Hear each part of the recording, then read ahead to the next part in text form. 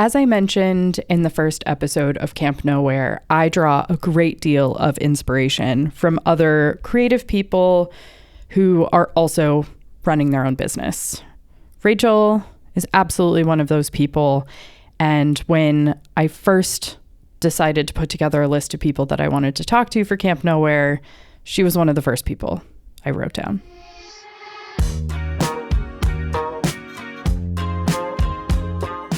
I feel like we should talk about how we met first. Oh my gosh, yes! I was fangirling so hard. That is ridiculous. No, I'm dead serious. I was talking with Greg at Expo, and I was like, there they are, Overland Expo. And I was like, there's them, the Pound for Nowhere people, and I was totally fangirling. And then you guys were like the nicest, most authentic people ever. It was so great. Thank you. That's very generous of you. I am a huge proponent for celebrating milestones when you have them. And I'm just going to take a quick second to honor the milestone that is this episode. Rachel was the first person I sat down with to interview for Camp Nowhere, period. I had been doubting myself for so long leading up to this and was so terrified. So I just wanted to take a second and say huzzah to doing things even though they're scary. All right, without further ado, here's my conversation with Rachel. Well, it's funny because like what I remember from that interaction, because like Greg was just camped right next to us and you guys came over, and it's always so cool to hear of other people who have like legitimately like made a go of living on the road. I think it takes a very specific type of person. But then to also like find out that you're an artist, it just like immediately spoke to like my own personal soul. As creatives living on the road. And then it's really cool because then we went on to almost immediately start working on a video series.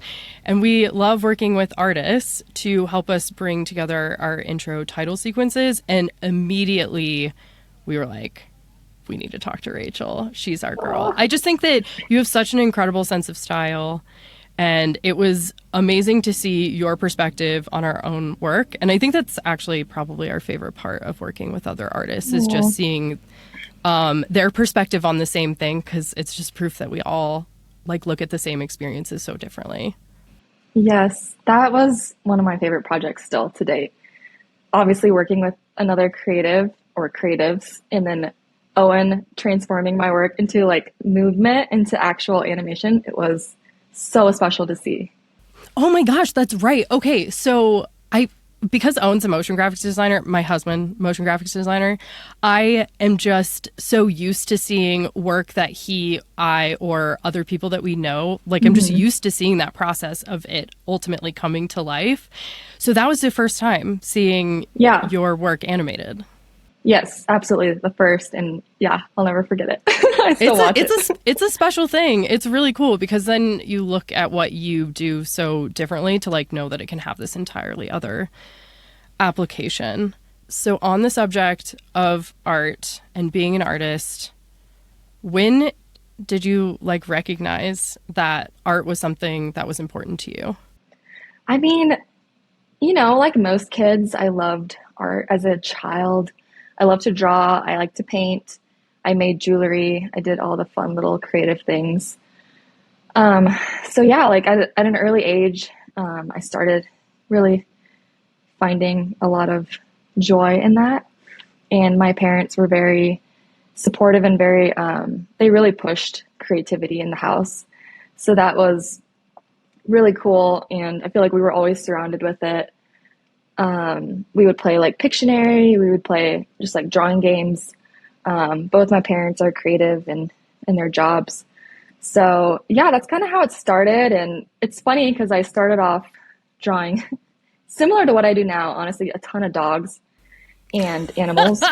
Nothing changes. That's the moral of the story, is like our passions as children are like, what? I don't know. I kind of feel that it's the things that we're meant to do.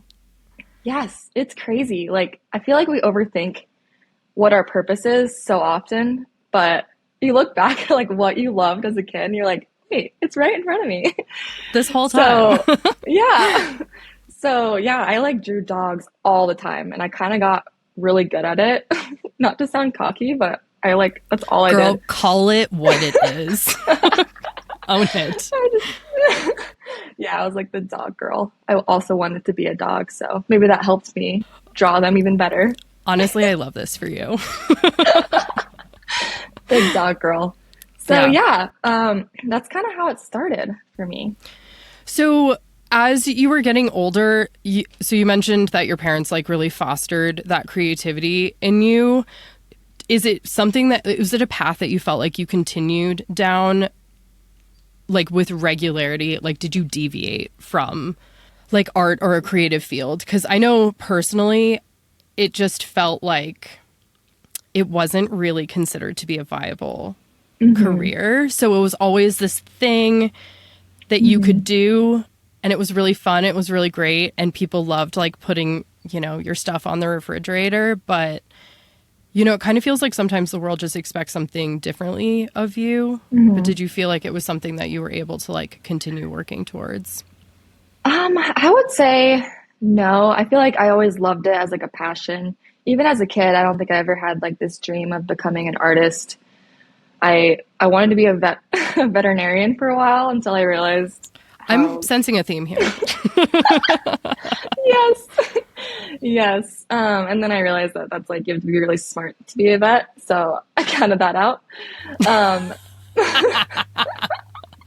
let's just say that I'm definitely in the creative department. That's what's for me, which is great. Everyone's different. So anyways, yeah. So I mean, I always loved it as a passion. And then I would say like around high school, I was kind of getting like nervous. Like, what am I going to go to school for? Like, again, honestly, really struggled with school my whole life. So I wasn't sure. My parents were very encouraging about going into like graphic design or something artistic or creative. But I feel like at that part or at that time of my life, it was kind of like, I don't know, I was too cool for it. Like I was kind of ashamed to like be the artist girl, which is so crazy to think back on now. But so like definitely in that time of my life, I kind of was thinking of other things and figuring out other options of what I wanted to do. And then ultimately college came and long story short, I realized there's nothing else I really wanted to try or do or passionate about or could be good at. So I was like, okay, I'll just try to go to school for this and see what happens. But yes, I would say like I had a lot of concerns about the success part of it and didn't foresee how that would play out in a successful way as an artist.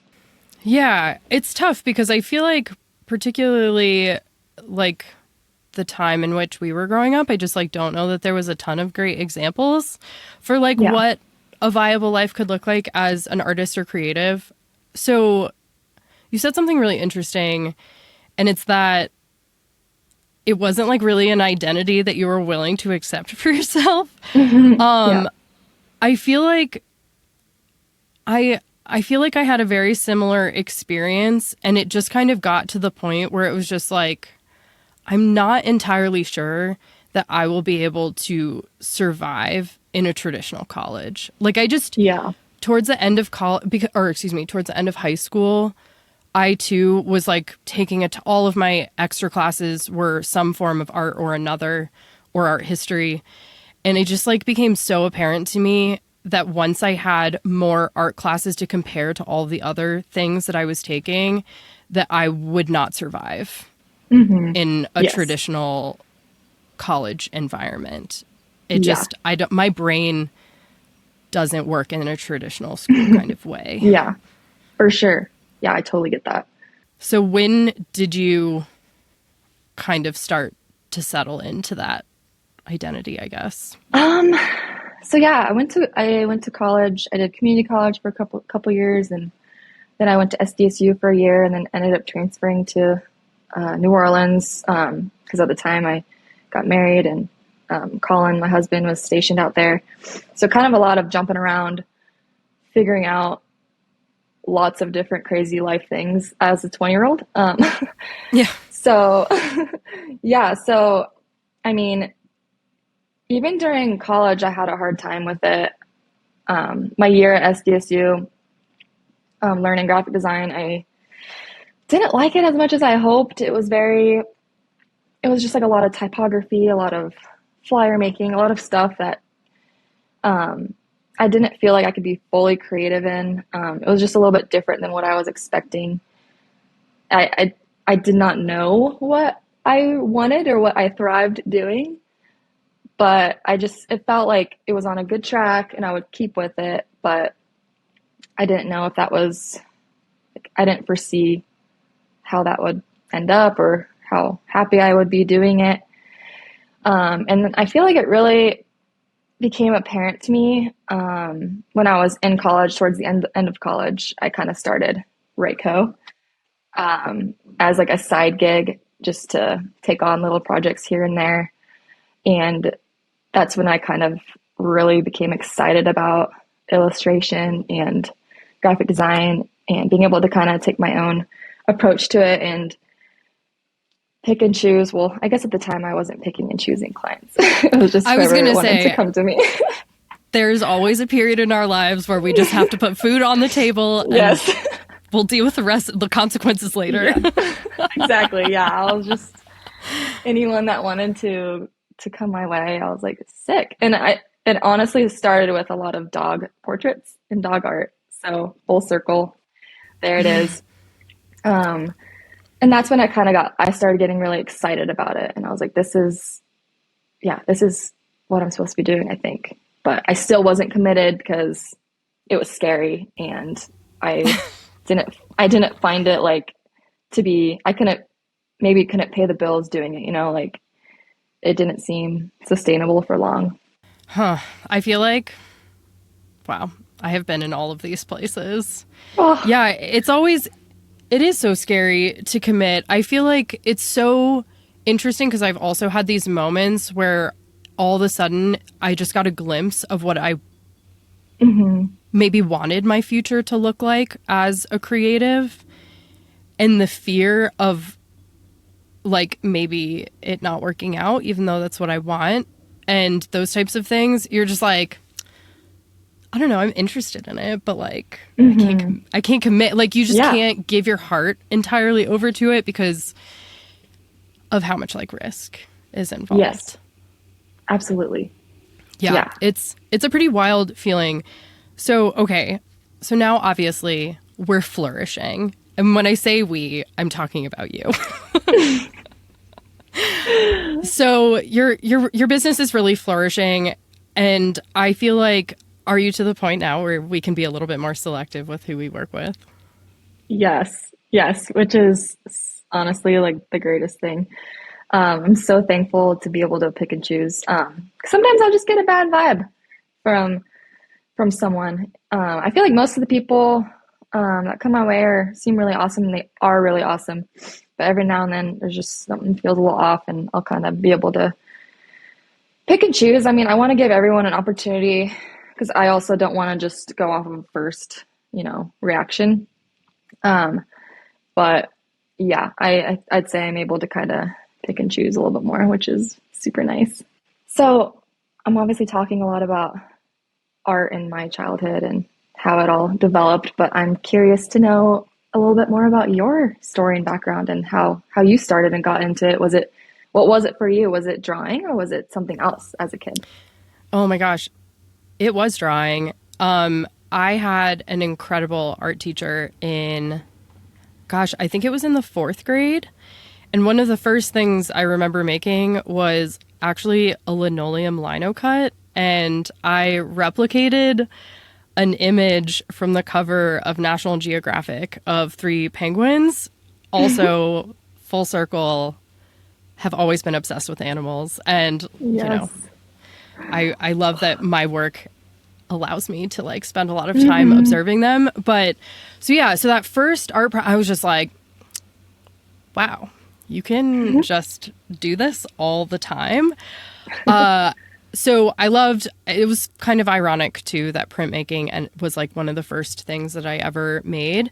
I did go on to get a degree in printmaking in college, but that is fast forwarding quite far.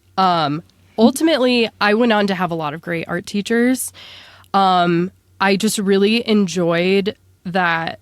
I don't feel like inherently I am the best illustrator in the world, but I loved that you could learn to draw and like you can learn to see things in a way that makes it so you can draw them. But Absolutely. I will say that I had one really bad high school teacher who told me that my time was better spent not drawing. Yeah. And so I think that I'm trying to remember when that was, but that struck a pretty deep chord with me to the point where I was afraid to draw and show my work to anyone. And ultimately, I ended up having to kind of confront that in college because when I decided to switch into printmaking as my degree, I wanted to draw. Like I wanted the output of my work to be illustration based, but there was always just this kind of like thing in the back of my head that I had been told that I wasn't good at drawing. And I had one pivotal life drawing class and I had a teacher the first week. We were drawing this still life and everybody was in a circle around it. And he was like, look at everybody. You're making mistakes, but these are great mistakes that you can learn from. This is amazing. And he comes over to my easel and he looks at the still life. And then he looks at my drawing and he leans in and he's just like, Mac, I think I need you to start over. But he was so nice about it. And then I feel like he really worked with me to just, because I think that he came to understand that I had had a little bit of a traumatic experience with drawing. And ultimately I got most improved in my class and I felt really confident in my illustration style. And that's in college. I feel like, as you said, like stepping into this identity that like you can be an artist and it doesn't have to look any certain way. Like that one teacher just was saying that because I'm not great at drawing photorealism. But then being in college and being around so many other people that are just like incredibly talented artists just made me realize that my perspective, no matter how it comes out of me, is unique and has validity. And ultimately, my entire thesis collection in college was illustration-based printmaking. Wow. I cannot believe that he said that to you. That's so messed up. I mean, I will say that was a very informative experience. And particularly coming back from it, it makes me very aware of how I give feedback to people now, particularly since we work collaboratively with other artists. I just think that having had one sentence said to me that rode on my back for years made me realize that it's so important to like just be aware that constructive criticism is actually constructive and not cutting in any way. Totally. But I'm glad that I have overcome that because drawing is, even though I am not currently an illustrator, I did for a period of time make my living as an illustrator. Heck yeah. But I've just come to find that multifaceted storytelling, now including podcasts. I love it. Yeah, it's just kind of, I just feel like I'm a storyteller and I feel like that's all art is. And I'm just kind of now using all of those different skill sets that I've learned over time through multiple mediums to tell stories now. That's so fun. It's nice to keep things fresh, you know? Like, it's nice to kind of move around to different creative arenas and like you're starting this podcast and that's probably scary and it's new and it's something probably a little out of your comfort zone. I feel like that's when kind of like, you know, that you're growing yourself is when you're stepping out of your comfort zone into something new. I highly admire that. Thank you so much. That is so nice. And all of those things are true. I have wanted to do this, to host a podcast for 3 years. I just have never really felt like I had the skill set, and I'm coming to realize that was not true. Yes. But it's more of just like getting to the point where you feel like you're ready to tackle something. But I have found in my experience, and I'm determined to write a memoir at some point, and it will be called The Art of the Pivot, because my entire life has just been a relentless series of pivots.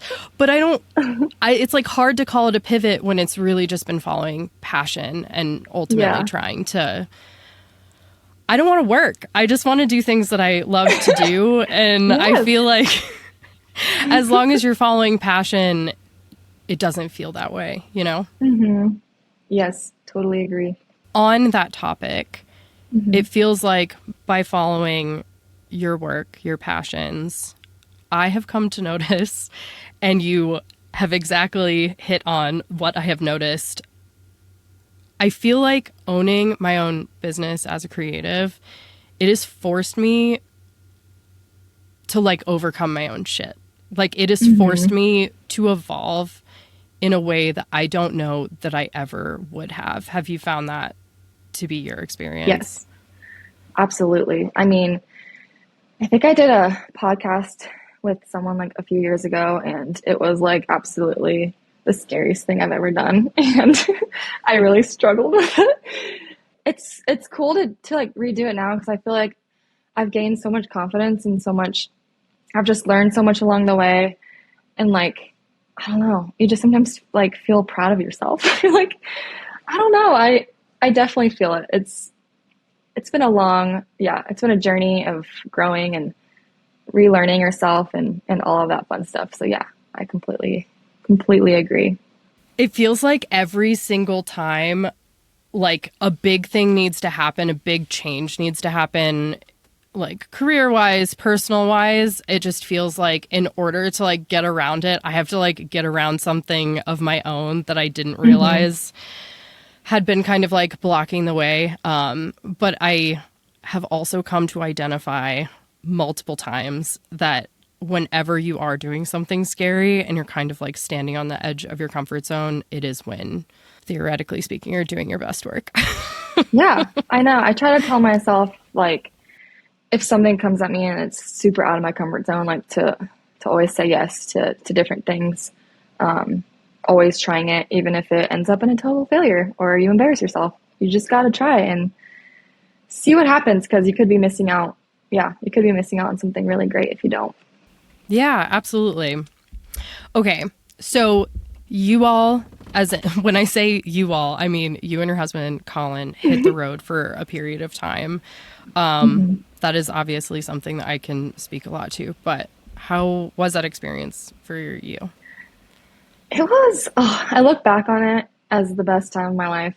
And I know during the moment, during those 6 months, it was really hard and challenging, but it was so rewarding and so fun.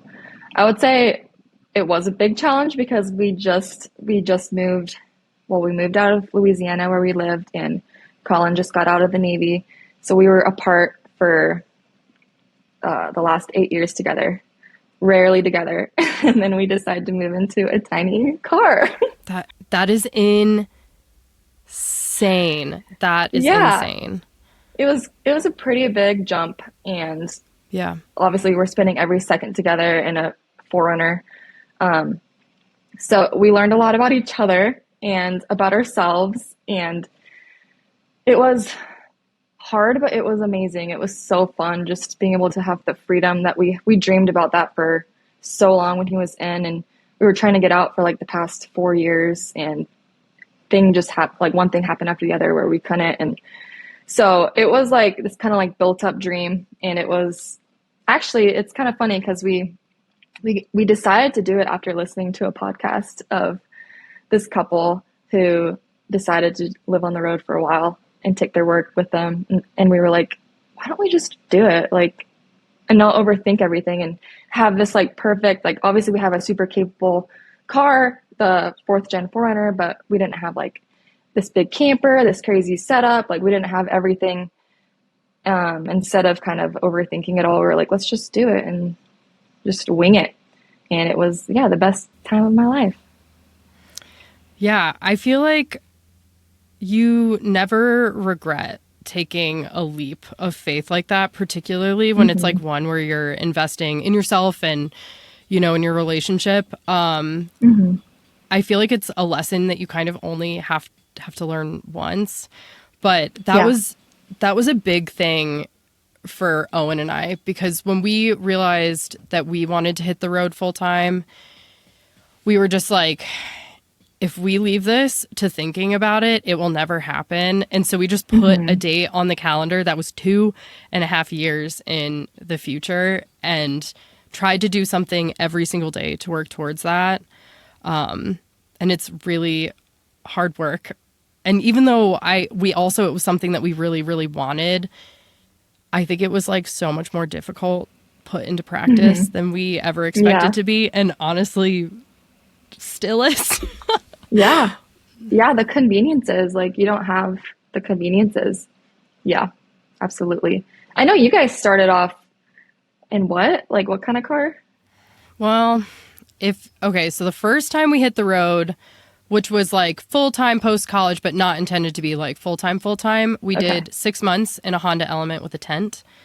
Wow. And then the second time, so like this 2.0 version, the car that we left in was a Volkswagen Vanagon. And then we had a series of issues, but for 6 months, we just lived in the bed of a Tacoma at some point. Wow. That's crazy. I know. Like, that's wild. But you did the same thing. You just went for it. You didn't have to have the perfect thing. You gotta just jump into it sometimes. Yeah. And I think that what people don't understand when taking a leap of faith like that is you will never figure it out from the sidelines. Like you just have to like get in it. And then you can figure out, one, is this what I want full time? Because you'll know very quickly. And and then if you do, like, or don't, you just, again, what is life but a bunch of pivots? So yeah, you just kind of figure it out from there. Totally. Yeah. Yeah. We enjoyed our 6 months and then we were like, okay, let's find a place to call home. This has been fun. which has been really nice. I think I am naturally a homebody, so it's been really nice to have a home base, but I definitely feel like I'm missing out sometimes and I just want to go back. And like, I just love the feeling of not like, it's this crazy feeling of having this, like, you have nowhere to go back to that you have to go back to. You're just nomads. Like you have nowhere you have to be. And it's really cool. It's a really cool feeling. Yeah, it is a cool it took me a long time to figure out how to like talk to people about it, because they'd be like, oh, this is so cool. Like like, it's so cool, this trip that you're on. And you're like, yeah. And they're like, well, where's home? And you're like, well, how do I say this and not just, but granted, we started doing this 8.5 years ago and it was very different back then. I feel like it is a part of the zeitgeist now and is completely normal to be quote living in a van down by the river. But yeah, it was an interesting thing to try to like explain to people. And you're like, I promise this is a good idea. And I promise we still want to be contributing members to society. Yes, for sure. Okay, so I did want to ask you, what did you feel like the biggest like lesson or takeaway from your time on the road has been? Oh man, I would say, I mean, I feel like I take a lot of the, like I said, the conveniences of life for granted. And I still do now that we've been off the road for a couple years. But like living in that and being like, okay, it's like we have to find somewhere to shower. We have to like, you know, it was just everything was so much more work to do anything. And we also had our 2 large dogs with us, which made things complicated. Like the first week we hit the road, our German Shepherd Rex got like super sick. And so we were like, didn't have a vet. And so we had to like drive 2 hours to a vet. And it was super scary for me. And I was like, what are we doing? And so all those like conveniences that we all have in life, especially here in America, I feel like just living on the road and being more one with nature just really made me like realize how much we have in life and how we don't actually need all those things. And it's something that I still struggle with, because you get back and you're like, oh, I need this, I need this. And then I'm like, oh, remember that time when I just had a bag of, that was all the clothes that I had. And, it's refreshing. So yeah. Yeah, it's funny because like I've been trying to think about like what my answer would be to the same question. And I think that, and this is probably my answer just because we've been doing this for so long, but I think that it's made me an incredibly keen observer of everything. Cause like we spend so much time alone, like out in the middle of nowhere. And we also are just like kind of like nature nerds. So we spend so much time just like sitting and observing. And it's made me, I feel like I have just like come to so many like profound understandings for like where I am in the world in the grand scheme of things, and like how this is going to sound so morbid, and I really don't mean it that way, but like nothing really matters.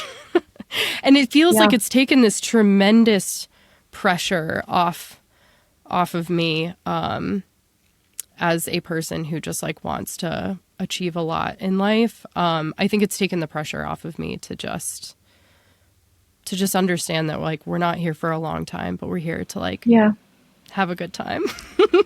I love it. That's amazing. Yes. Yeah, I completely agree with that. This episode of Camp Nowhere is brought to you by Red Arc. For the last 4 years on the road, our entire life has been running on Red Arc's power management systems. Whether we're charging our camera gear, powering Starlink for remote work, or making this podcast in the middle of nowhere, Red Arc always keeps everything running smoothly. They've spent decades perfecting their products based on customer needs, putting in countless hours to design and test the toughest mobile power solutions out there. Born in the rugged terrain of Australia, Red Arc has been leading the way in mobile power solutions for 45 years. For more information about reliable off-grid power, go to headnowhere.com/redarc, which can also be found in the show notes.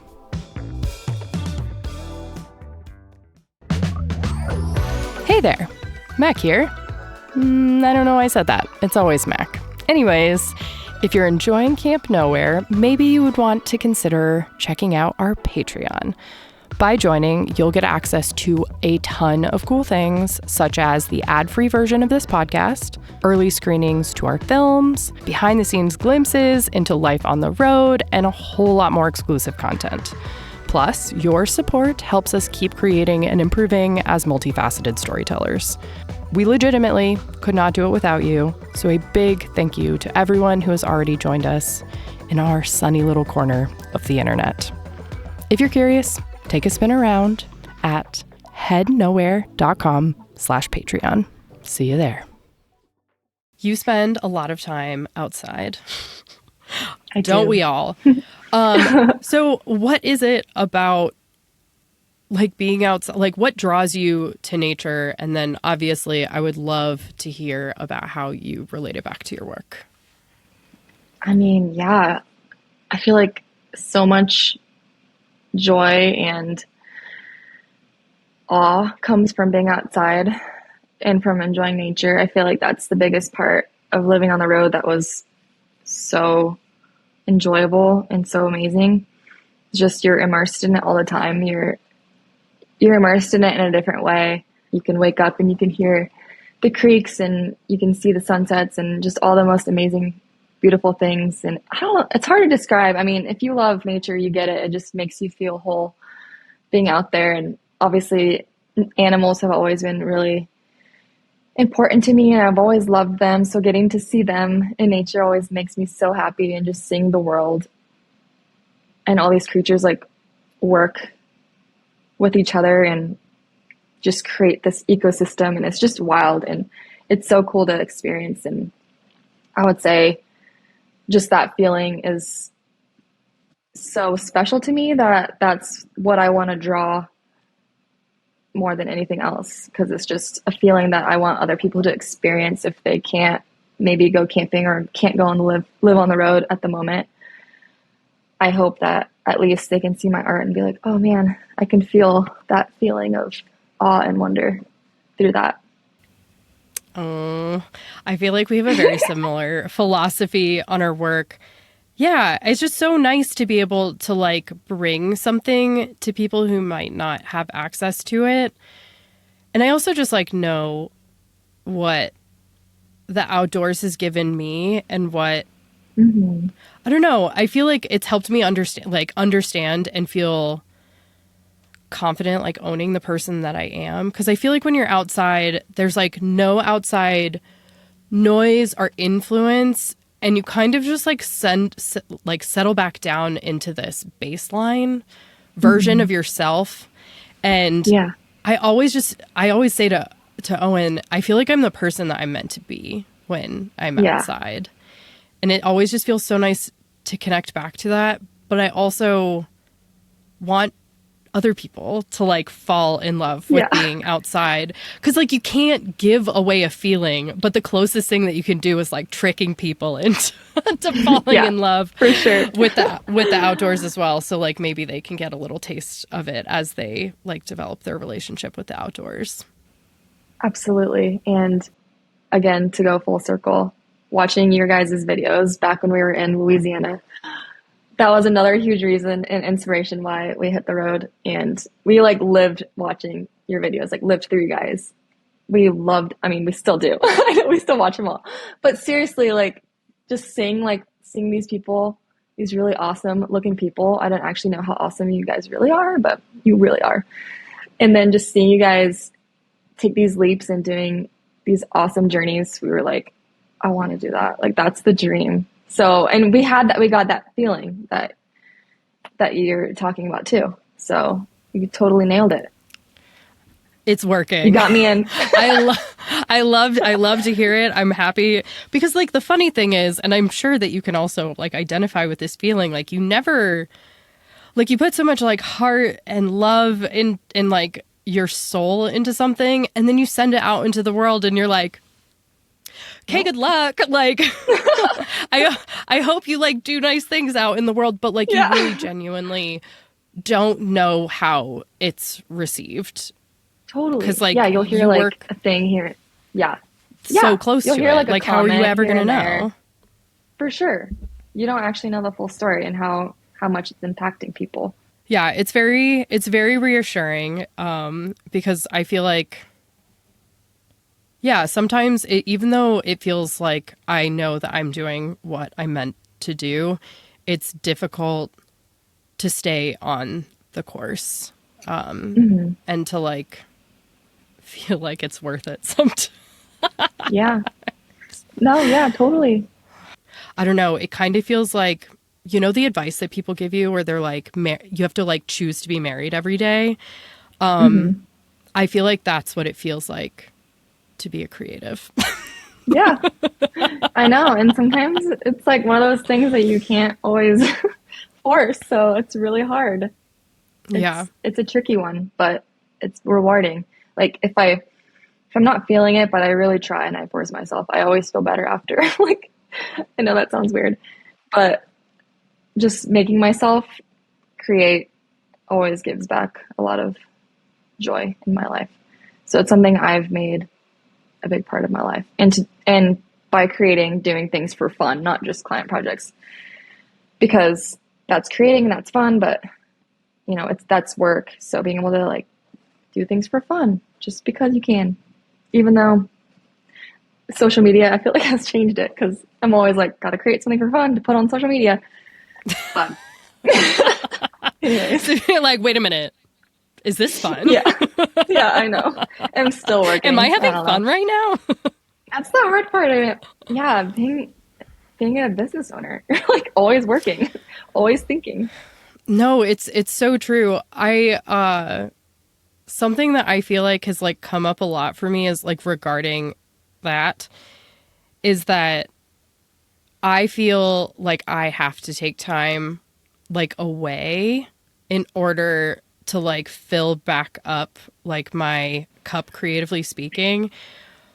Yeah. But when you do own your own business, you wear all of the hats. Like you are marketing, you are like sales, you are everything. Yeah. When you're not working, it's so difficult to turn that part of your brain off. And sometimes I feel like just like really at odds where we're outside, we're somewhere beautiful. And I'm looking at it, but I don't really feel like I'm taking it in anymore because it's so difficult to compartmentalize and to truly step away from your work, particularly if it's something that you're passionate about. Like it's always just like permanently on the stove that is your brain. Yeah. And I feel like recently it feels like social media is asking more than I have the ability to give. Yes. For sure. It's overwhelming. And it's interesting because like I don't really know what to say, do, or feel about it because it is, as an artist, like you're always trying to get your work out there because it's all like getting your work in front of people is also how you get hired. It's how you get paid. It's for sure. And it's hard to like get off of that hamster wheel, but it feels like that hamster wheel is also actively stripping me of what I feel like makes my work good. Totally. Yeah, I've been really honestly struggling with that same thing lately. Just feeling so burnt out with social media and always feeling like I have to put stuff out there and keep followers coming in, keep people staying around, I mean, really the biggest thing is obviously, the commissions, the jobs.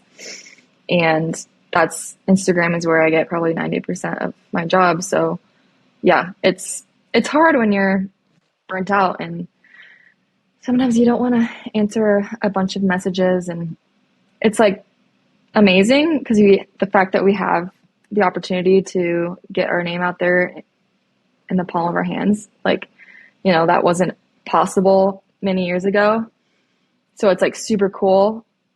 But yeah, it obviously has its challenges. Like we're humans, and sometimes it just takes its toll on you.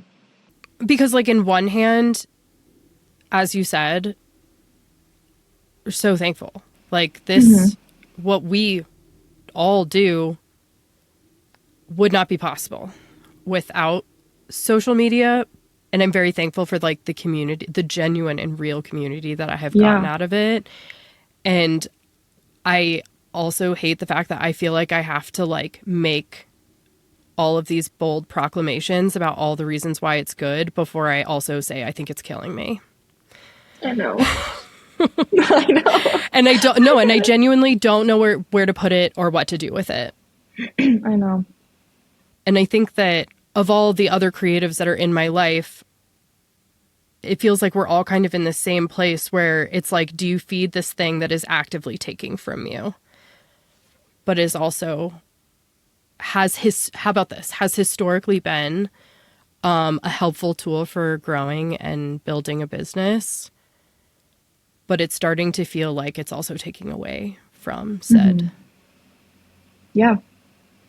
business for Absolutely. a lack of, that is like the most unsexy way to say my brain takes away from like the beautiful things that I just want to bring into the world. Because you're on there, like you're doing it, a lot of it obviously for work, but I end up on it all the time. Like, again, there's not really a free time when you're a business owner, but I think there are ways, and I need to get better at it. I mean, I've been trying to, when we go out camping, when we go out on trips, I've been trying to really disconnect more, just to be in that moment, in that place.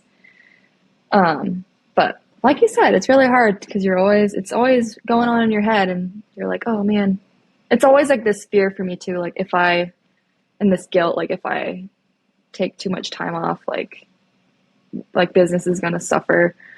And maybe that's like a little bit of how, being an artist and a creative was growing up for us. It's always this like starving artist, like maybe that just creeps back in my head when I take too much time off, or just, it's always like, man, I'm going to suffer. Like this is going to really affect me. So yeah, it's a hard thing to figure out for sure. Yeah, it really is. I'm trying to remember where I heard this, but it was to the end of like, what if being a starving artist was a myth and it's just like this self-fulfilling prophecy? And it's funny because like I've thought about it quite a bit, and I do wonder if I have intentionally built suffering in to like my work process, because it feels like your work is not good if you're not Yeah. giving everything to it. And I genuinely think back to my creative career and like my education in the arts, and it was always kind of like this looming topic that like the tortured artist is like the one that's is the bet, you know. It's just this like it's a story that's just like as old as time. And so sometimes like I wonder to a point if it's just maybe that is just like the artist mentality, like you just can't let go. Yeah. It's just always there. It's just always percolating in the back of your brain. But yeah, it's something that I actively am trying to work on, because I also just feel like when I am at my happiest and my healthiest, I genuinely do believe that that's actually when I do my best work. Oh, for sure. And trying to like redirect the energy in that general direction, for a lack of a better term. Totally. Like I look back at my work when we were living on the road, and that's really when like things started to explode for me, which is cool because that was such an authentic experience of my interpretation of where we were in our travels. And now that we're not like outside or on the, I feel like I haven't been outside for a while because it's so hot here. That is entirely outside of your concern or your realm of like being able to do something about it. Yes, I know. And it's just, it sucks. But yes, I don't know where I was going with that, but we'll just end it there.